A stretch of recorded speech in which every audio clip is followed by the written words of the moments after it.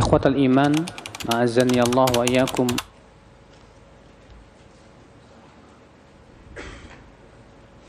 Apakah termasuk syirik pengobatan dengan menggunakan mediasi telur ayam? Telur ayamnya digulingkan pada tubuh yang sakit, nanti penyakitnya pindah ke telur ayam dan membutuhkan telurnya dipecahkan di depan pasien dan isinya telurnya berubah. Ustadz, Pak, cara ini biasanya minta bantuan dengan jin. Adapun orang biasa nggak bisa melakukan itu. Pasti yang melakukannya ini orang-orang yang pakai mantra-mantra dulu, dibacain mantra-mantra ya untuk memindahkan penyakit tersebut ke telur ayam. Dan minta bantuan kepada jin termasuk dilarang oleh dalam Al-Quran. Bahkan bisa menjadi kesyirikan. Maka ini jelas tidak diperbolehkan ya. Rasulullah SAW menganjurkan umatnya berobat, tapi jangan berobat dengan cara yang haram. Nabi menganjurkan kita makan obat seperti apa? Habah sauda, minum madu, demikian pula pengobatan-pengobatan yang lainnya. Enggak ada satupun disebutkan bahwa Rasulullah ngambil telur ayam terus digelindingin di tubuh. Padahal di zaman Nabi telur ayam ada enggak, Pak? Ada. Iya. Maka ini jelas, Pak, ini perbuatan para dukun. Iya.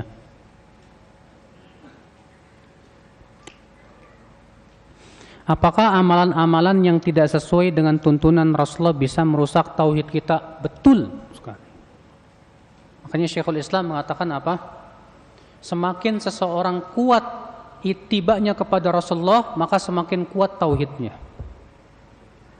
Tapi semakin seseorang kuat ittiba'nya kepada Rasulullah, semakin lemah tauhidnya. Maka kalau dia semakin melakukan perbuatan yang tidak sesuai dengan tuntunan Rasulullah, maka semakin ia kurang sempurna tauhidnya. Karena konsekuensi tauhid itu mengharuskan kita mengikuti siapa? Rasulullah SAW. Makanya dua kalimat syahadat itu bergandengan. Asyhadu an la ilaha illallah, asyhadu anna Muhammadar Rasulullah. Asyhadu an la ilaha illallah, tauhid kepada Allah. Asyhadu anna Muhammadar Rasulullah, tauhid dalam ittiba kepada Rasulullah sallallahu alaihi wasallam. Tidak boleh kita tauhid kepada Allah, tapi kepada Nabi Muhammad kita tidak mau ikuti tuntunannya. Berarti kurang tauhid kita. Ya, itu sangat berpengaruh kepada kekurangan tauhid kita.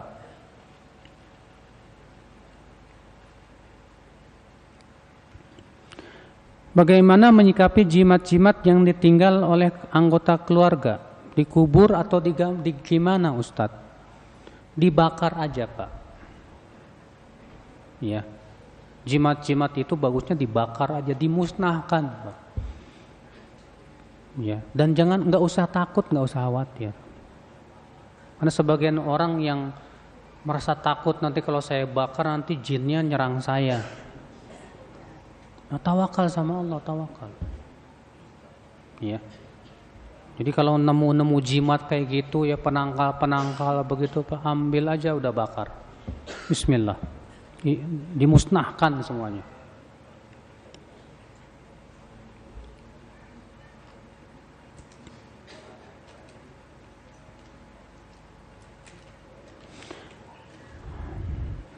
Bila kita tidak menyadari bahwa itu syirik, gimana, Ustadz? Tidak menyadari maksudnya antum nggak tahu ini syirik. Maka akhi, pertama, orang yang tidak tahu itu perbuatan syirik, ya, maka pada asalnya orang yang tidak tahu itu dimaafkan. Tapi kewajiban dia mencari tahu. Wajib setiap muslim itu menuntut ilmu, Pak. Wajib setiap muslim itu bertanya kepada ahli ilmu, Pak, tentang perbuatan yang dia lakukan, apakah ini termasuk syirik atau tidak. Maka kalau misalnya kita berbuat syirik tapi kita nggak mau nanya ulama ini syirik apa bukan, tetap dapat dosa di sisi Allah. Maka dari itulah saudara-saudaraku sekalian, ikhwatul Islam azani Allah wa iyakum, ya. Kalau kita tidak menyadari itu syirik dan setelah itu baru tahu itu syirik, cukup taubat kepada Allah, minta ampun kepada Allah dan jangan lagi ulangi perbuatan tersebut. Ya.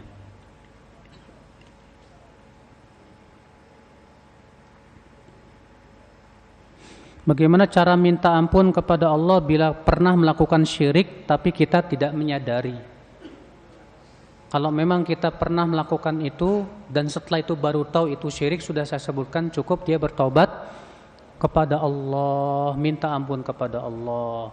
Kemudian setelah itu jangan kembali lagi kepada perbuatan apa? Syirik. Ya.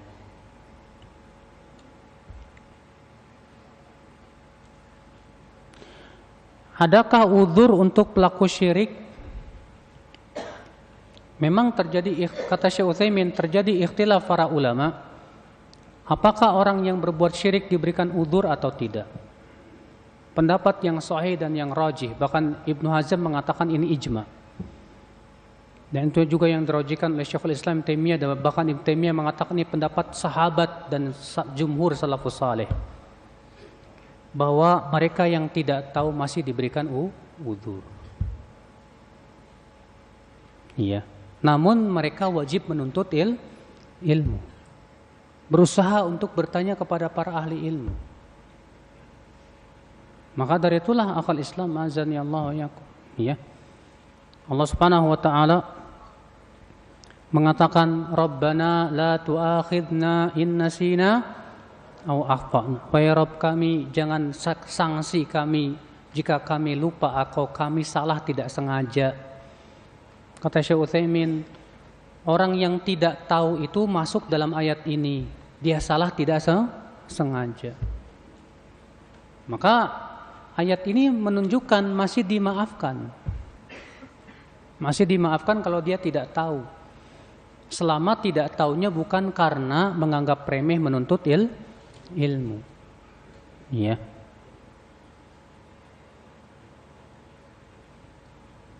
Boleh nggak sih Ustadz ngambil ilmu dari orang yang suka ngomongin orang lain dan memiliki akhlak yang buruk? Kalau antum tahu orang tersebut akhlaknya buruk, mendingan jangan diambil ilmunya, Pak. Sebab antum mengambil ilmu dari seseorang itu bukan sebatas mengambil ilmu, tapi mengambil akhlak. Makanya disebutkan bahwa Imam Ahmad yang menghadiri majlis ta'lim beliau itu 12.000 orang. Yang menuntut ilmu hanya 2.000, selebihnya ingin melihat bagaimana akhlak Imam Ahmad bin Hanbal. Maka kalau misalnya antum punya guru akhlaknya bejat, akhlaknya buruk, lisannya kotor, ana yakin antum akan lebih buruk dari guru antum. Ya, maka dari itu usahakan. Ya, kalau punya guru itu yang bisa kita lihat bagus juga akhlaknya. Ya, bukan semata-mata dia punya ilmu tapi ternyata tidak bisa mengaplikasikan dalam kehidupan.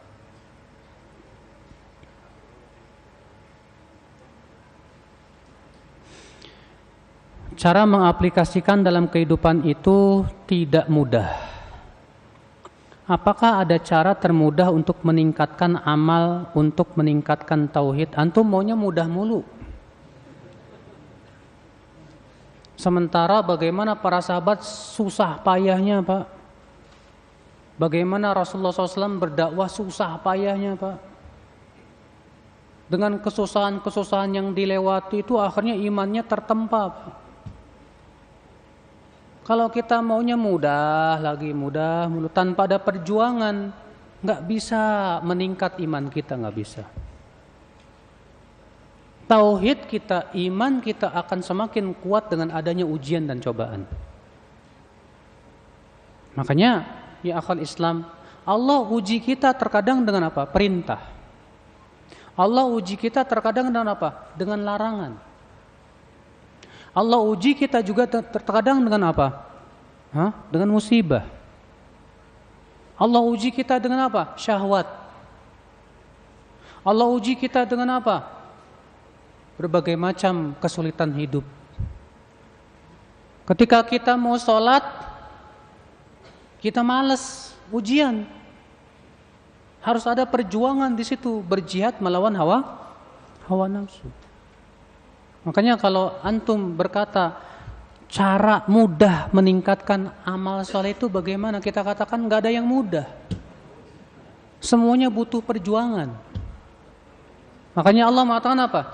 Am hasibatum an tadkhulul jannah walamma ya'lamillahu alladhina jahadu minkum wa ya'lamas sabirin.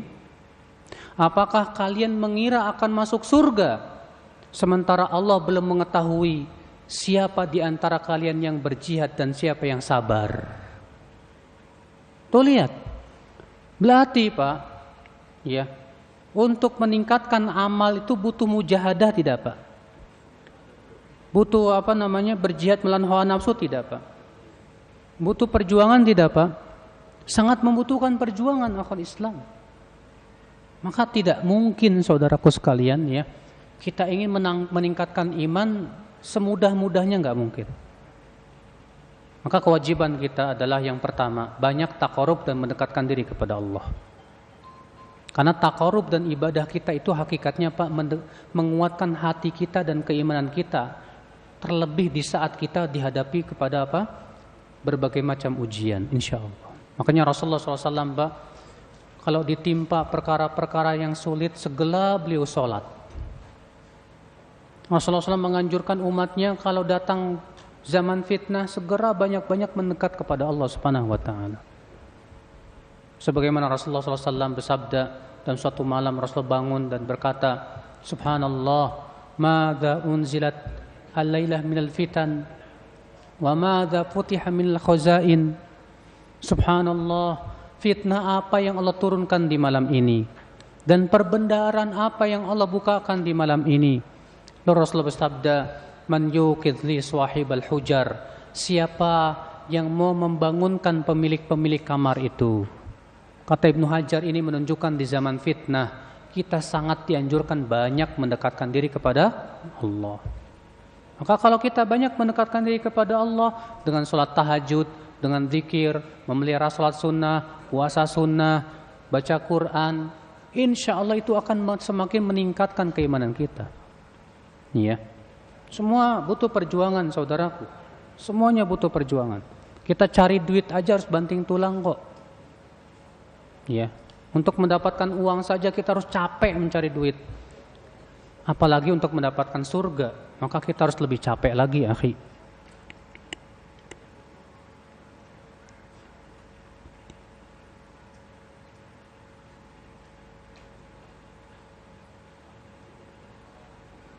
Bagaimana menghindari maksiat saat sendiri, Ustadz? Karena saya masih punya umur muda, masih bujangan, masih muda. Saudaraku, ada 7 orang yang akan Allah berikan naungan pada hari kiamat nanti, di mana tidak ada naungan kecuali naungan Allah. Di antaranya seorang pemuda yang tumbuh dalam ibadah kepada Allah. Kenapa Allah khususkan pemuda bukan orang tua, Pak? Karena orang tua itu rata-rata kembali kepada Allah. Tapi si pemuda ini lagi kuat-kuat syahwatnya, lebih kuat tenaganya, tapi ternyata dia lebih senang mendekatkan diri kepada Allah. Ini hebat nih pemuda. Berarti ini pemuda hebat, berhasil mengalahkan hawa nafsunya. Makanya ya, kalau kamu saat sendiri ingin menjauhi maksiat, berarti kamu harus sibukkan diri dengan ketaatan. Ketika sendiri nih, jangan sibukkan dengan HP. Karena HP itu terkadang jadi sumber maksiat itu. Ketika sendiri, sibukkan baca buku. Ketika sendiri, sibukkan menghafal Al-Quran. Ketika mulai ada pikiran pengen maksiat, segera tinggalkan. Kalau ternyata sendiri itu fitnah besar buat antum, tinggalkan kesendirian. Ya, pergi ke kemana, main ke, apa ke. Yang jelas kita harus usaha supaya ketika kita sendiri tidak berbuat maksiat kepada Allah Subhanahu wa ta'ala. Butuh perjuangan. Makanya Allah mengatakan apa? Fa amma man khafa maqama rabbih wa nahan nafsa 'anil hawa fa innal jannata hiyal ma'wa. Adapun orang yang menahan hawa nafsunya dan dia takut kepada Allah, surgalah tempat tinggal dia. Tahan hawa nafsu, kuatkan diri. Ini yang berat memang, tapi pahalanya sangat besar di sisi Allah Subhanahu wa taala. Ustadz, apakah termasuk anak durhaka yang melarang orang tuanya merokok dan melarang orang tuanya memegang selain mahram? Durhaka kalau ngelarangnya sambil melotot. Bapak ini bodoh misalnya. Nah, kalau seperti ini durhaka. Tapi kalau dia melarangnya dengan baik-baik, Pak, rokok itu haram. Ini ada dalilnya. Tahu-tahu bapaknya marah dan ngambek, dasar kamu anak durhaka. Tidak, kamu bukan anak durhaka. Kamu hakikatnya ingin menyelamatkan bapakmu dari api neraka. Maka ini bagus. Anak seperti ini harusnya yang orang tua itu faham dan sadar bahwa anakmu itu yang akan memasukkan kamu ke surga. Ya. Apakah seorang istri bisa masuk surga, Ustadz? Jika sang istri berani memarahi suami, Masya Allah. Kata Rasulullah apa? Idza shallatil mar'atu khamsaha wa shamat syahraha wa hafizat farjaha wa ata'at ba'laha qila laha udkhulil jannah. Apabila seorang wanita salat 5 waktu, berpuasa Ramadan, kemudian dia menjaga kemaluannya dan menaati suaminya, akan dikatakan kepadanya, silahkan masuk surga dari pintu surga mana saja kamu mau. Dan Rasulullah SAW menyebutkan dalam hadis lain, aku melihat neraka ternyata kebanyakan penduduknya dari wanita. Yakfurna, mereka kafir. Kafir kepada Allah bukan, kata Rasulullah, tapi kafir kepada suami. Suami sudah banyak berbuat baik sama istrinya. Gara-gara satu kesalahan, si istri melupakan kebaikan suami. Maka kalau istri marah-marah sama suami, kita lihat kenapa dulu. Misal istri marah-marah sama suami karena suaminya malas gak mau cari rezeki dan gak mau nafkahi istri. Wah, ini suami dablek namanya. Ya. Suami gak punya tanggung jawab. Maka kalau istri marah sama suami, itu memang hak dia. Hak seorang istri itu diberi nafkah. Kalau suami nggak mau nyari nafkah, istri punya hak minta cerai dalam Islam. Nggak masalah. Kalau istri marah-marah sama suami, kenapa? Gara-gara suaminya nggak mau sholat. Ya memang ini marah yang bagus. Walaupun tentunya berusaha untuk menasihati dengan selembut mungkin. Ya, nah ini yang jelas, Mas, istrimu itu marah-marahnya kenapa dulu? Kalau marah-marah sama kamu gara-gara kamu kawin lagi, lumrah, Mas. Ya. Semua perempuan pasti marah-marah kalau suaminya kawin lagi. Cuma masalahnya kamunya berani nggak resiko seperti itu? Karena ada ikhwan ya pas kawin lagi tuh ini, Pak, sembunyi-sembunyi. Pas ketahuan sama istrinya dimarahin suaminya, stres. Ya. Akhirnya dicerain tuh istri keduanya. Nah, ini enggak bagus juga, ya.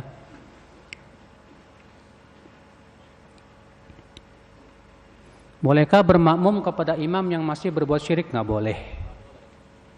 Para ulama mengatakan tidak boleh bermakmum kepada imam yang berbuat apa? Syirik. Kalau itu syiriknya syirik besar. Adapun kalau syirik kecil kayak riya, ya boleh.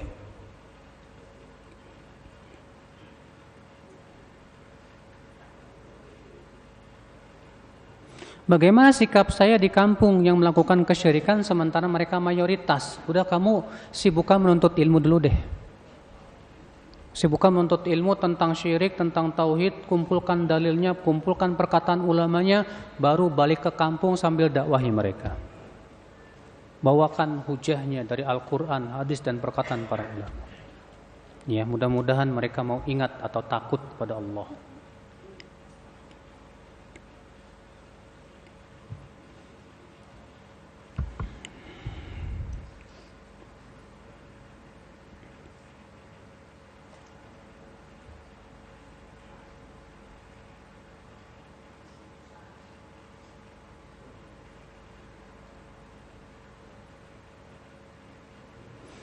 Di tempat tinggal ada seperti jimat atau raja, tapi letaknya sulit dijangkau.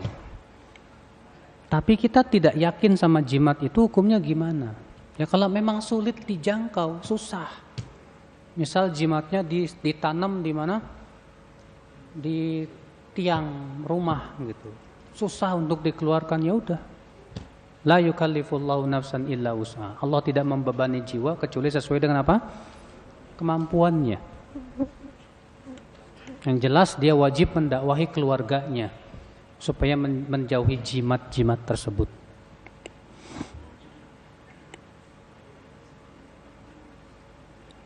Kalau bekerja di bidang jasa elektronik yang digunakan untuk kafe atau tempat-tempat maksiat seperti TV dan sound system, bagaimana Ustadz? Akhi, yang namanya alat elektronik itu bisa buat maksiat, bisa buat taat.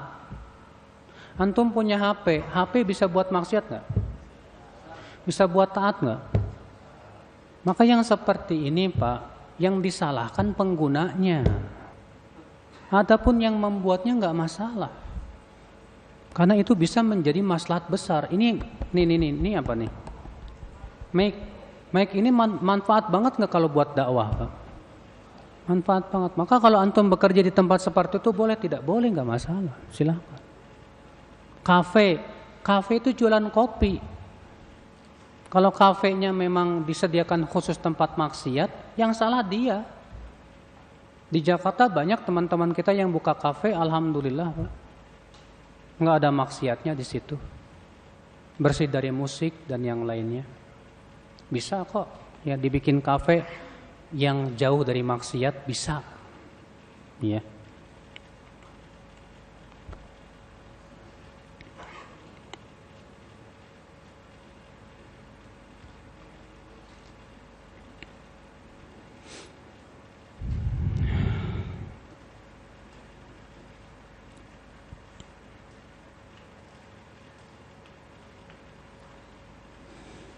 Jalan keselamatan itu banyak. Jalan apa nih? Jalan dakwah banyak. Mohon penjelasan bagaimana bedakan jalan keselamatan dan jalan kesesatan. Mohon penjelasan bedakan jalan keselamatan dan jalan kesesatan. Gampang, Pak. Kalau antum ngikutin Allah dan Rasulnya, selamat. Tapi kalau antum ngikutin hawa nafsu dan syahwat, sesat. Allah mengutus para Rasul buat apa? Menjelaskan jalan keselamatan. Allah menurunkan Al-Quran dan ada hadis buat apa? Menunjukkan jalan keselamatan. Kita ikuti Al-Quran dan hadis sesuai dengan pemahaman para ulama, insya Allah selamat. Tapi kalau kita berpaling dari Al-Quran dan hadis, tidak mau kita mempelajarinya, kita tidak mau mengamalkannya, sesat. Makanya Rasulullah sabda, taraktu fikum al-amrain ma in tamassaktum bima lan tadhillu. Aku tinggalkan untuk kalian dua perkara. Selama dua perkara itu kalian pegang, kalian tidak akan sesat. Apa itu? Kitabullah dan sunnahku. Jadi kalau kita pengen selamat, ikuti Allah dan Rasulnya. Tapi kalau kita nggak mau selamat, silahkan nggak ikuti Allah dan Rasulnya. Iya, kalau nggak mau selamat. Seorang diruqyah lalu diruqyah, sedang keluarga pasang jimat untuk penyembuhan, gitu. Apa yang harus kita lakukan selanjutnya? Bagaimana meruqyah orang yang terkena jin? Akhi, meruqyah orang yang terkena jin ini harus orang-orang yang memang pertama dia punya banyak waktu. Karena meruqyah orang yang kena jin ini nggak butuh sehari, bahkan seminggu, bahkan sebulan. Makanya saya kalau diminta ngeruqyah saya nggak mau, Pak. Waktu saya sibuk buat berdakwah, buat mengajarkan orang, ya. Tapi alhamdulillah ada teman-teman kita yang memang dia banyak waktunya dan mau meruqyah. Ya. Dan semakin kuat seorang ustadz itu Pak di dalam keimanan dan ketakwaan, semakin biasanya ruqyahnya manjur banget Pak. Saya punya ustadz sama seorang guru ya di Cilengsi, Masya Allah, udah jenggotnya panjang, badannya besar Pak. Waktu itu ada yang kemasukan jin, ya. Sudah diruqyah sama teman-teman nggak mempan. Makanya diteleponlah ustadz tersebut. Baru pas datang baru ngedengar ahamnya aja, udah pergi jinnya Pak. Baru dengar ahamnya, wush, lari, ketakutan, Masya Allah. Itu ada orang-orang seperti itu, ya. Yang jelas ya, untuk meruqyah harus kepada orang-orang yang dia punya waktu dan juga punya ilmu tentang ruqyah yang syar'i. Karena di zaman sekarang banyak ruqyah yang tidak sesuai syariat, bahkan identik dengan bid'ah. Hati-hati. Apakah syirik berdoa dengan yang tidak ada dalil dari Al-Quran dan hadis? Kalau isi doanya bagus nggak masalah, silakan, selama tidak mengandung minta kepada selain Allah.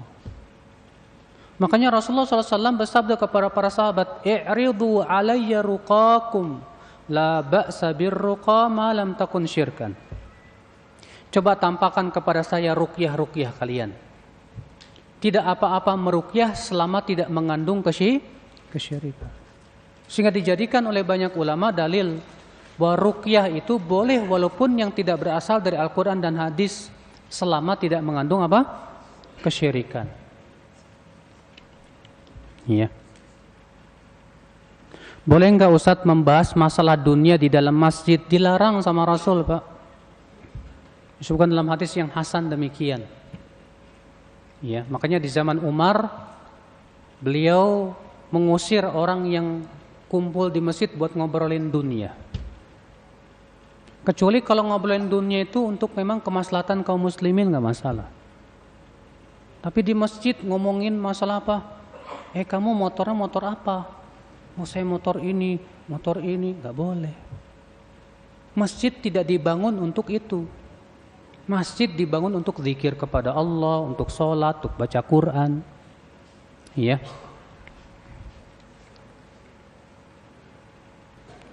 Apakah orang yang berumur 40 tahun susah dapat hidayah? Enggak. Kalau dia bersungguh-sungguh. Ingat Pak, umur 40 sampai 60 tahun ini umur yang rawan. Karena Allah menyebutkan dalam Al-Quran tentang umur 40 tahun. Dan hadis menyebutkan tentang umur 60 tahun. Adapun 40 tahun disebutkan dalam ayat surat ya apa? Saya lupa suratnya. Wa balagha arba'ina sanah, ketika Nabi Sulaiman telah sampai kepada umur 40 tahun, maka ia berkata, Rabbi auzi'ni an ashkura ni'mataka allati an'amta alai. Kenapa? Karena di saat umur 40 tahun itu adalah merupakan kesempurnaan akal seseorang. Dalam hadis Rasulullah sabda, Allah masih memberikan udzur kepada hamba sampai umur 60 tahun. Artinya kalau 60 tahun belum taubat juga biasanya sih susah dapat taubat setelah itu. Maka umur 40 sampai 60 tahun ini bagaimana supaya membiasakan sehingga ketika umur 60 tahun kita sudah terbiasa di atas ketaatan. Makanya jangan antum berkata begini, saya taubatnya nanti aja udah tua. Enggak mungkin. Kata Ibnu Qudamah, orang yang menunda taubat itu seperti orang yang mau mencabut pohon.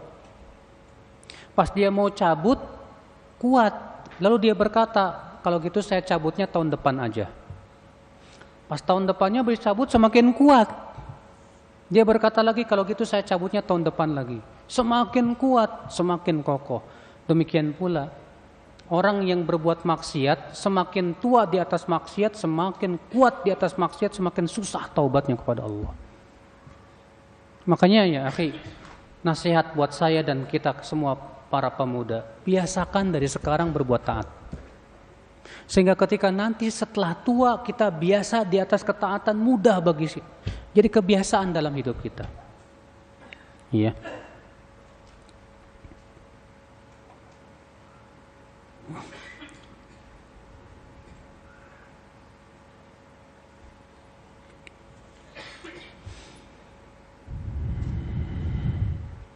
Imam sholatnya terburu-buru, makmum cuma 5. Apa hubungannya makmum cuma 5? Apa bedanya 5, 10, 12, 13? Enggak ada bedanya, Pak. Kalau imam itu sholatnya terburu-buru dan tidak tumakninah, sholatnya enggak sah. Karena tumakninah itu yang sahih rukun sholat. Dan rukun sholat kalau ditinggalkan, maka membuat sholatnya tidak sah. Ya. Jadi ingat, kalau imamnya terburu-buru banget, nggak tumakninah, ya, maka sholatnya tidak sah. Ustaz, pacaran masuk syirik mahabbah nggak? Syirik cinta. Ya. Kamu saat pacaran tuh tahu nggak pacaran haram? Kalau kamu bilang, iya saya tahu sih, tapi enak pacaran tuh. Akhirnya kamu ngikutin hawa, maka kamu pelaku dosa. Tapi apa disebut syirik? Tidak. Sama halnya dengan pezina. Pezina disebut syirik tidak, Pak? Pemakan riba disebut musyrik tidak, Pak? Tidak. Mereka ini pelaku dosa. Tapi kalau kamu bilang dia itu lebih saya cinta dari Allah, wah ini syirik ini. Ya, kamu sudah mencintai si dia melebihi cinta kamu kepada siapa? Wah ini bisa syirik. Makanya kata para ulama, cinta itu berubah menjadi syirik kapan? Kalau sudah disertai dengan apa? Menghinakan diri kita kepada yang kita cintai. Karena hakikat ibadah itu kata Ibnu Taimiyah 2. Yang pertama menghinakan diri kita kepada sesuatu disertai dengan cinta kita kepada sesuatu tersebut. Maka kalau terkumpul 2 perkara ini berarti kita sudah beribadah kepada sesuatu. Iya.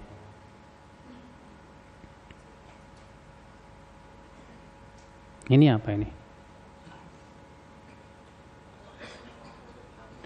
Apakah urut hamil itu kesyirikan? Ngurutnya pakai apa? Kalau urutnya sebatas pijat biasa, ya nggak masalah. Tapi ngurutnya sambil minta ke dukun atau ke jin atau yang lainnya, ya. Maka kalau itu mengandung kesyirikan nggak boleh, haram. Adapun urutnya sendiri nggak masalah.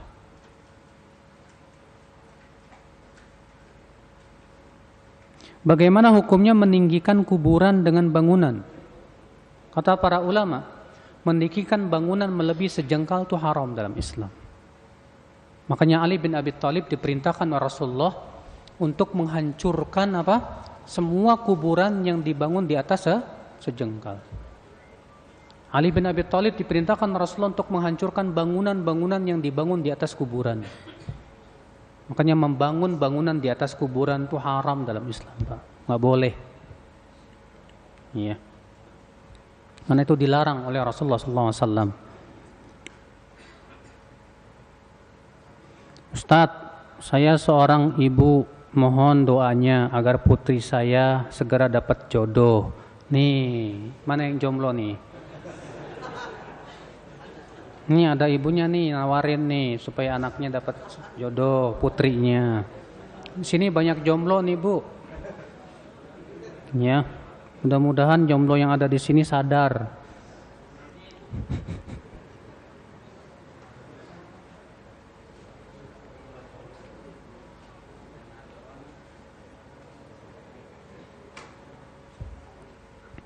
Ustaz, tadi Ustaz sebutkan amalan agar meninggal di atas tauhid. 1, belajar tauhid terus menerus.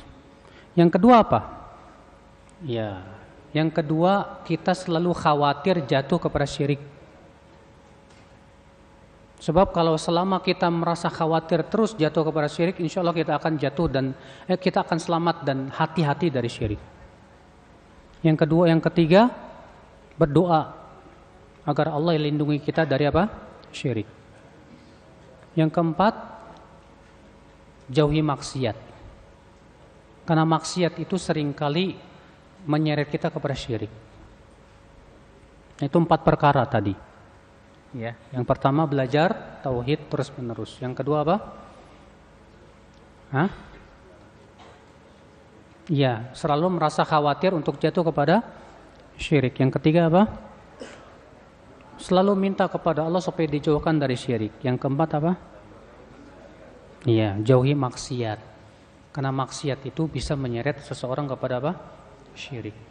Allahu a'lam. Makanya kata para ulama, ya, al-ma'asi dihlizul kufr. Maksiat itu corong menuju kesyirikan. Iya, Allahu a'lam.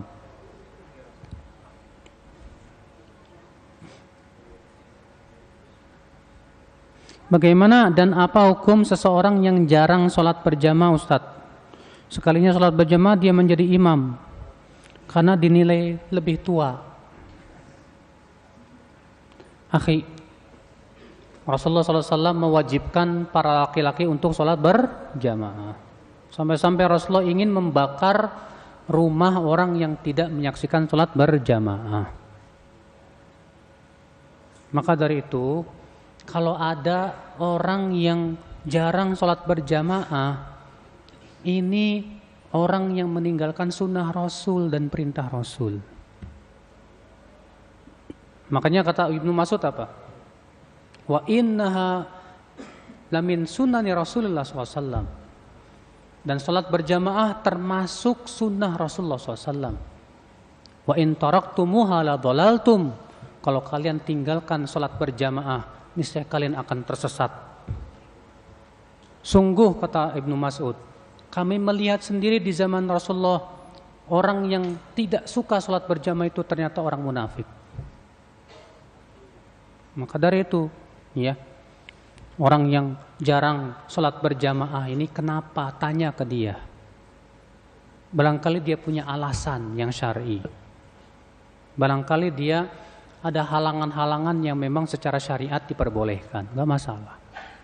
Ya. Nah ini. Allahu a'lam, semoga yang saya sampaikan bermanfaat. Mudah-mudahan apa yang saya sampaikan bermanfaat dan Allah jadikan ilmu kita ilmu yang bermanfaat. Mohon maaf bila ada kesalahan. Yang benar itu semuanya dari Allah dan yang salah itu dari diri saya dan dari syaitan. Subhanakallah bihamdik, asyhadu an la ilaha illa anta, astaghfiruka wa atubu ilaik. Assalamualaikum warahmatullahi wabarakatuh.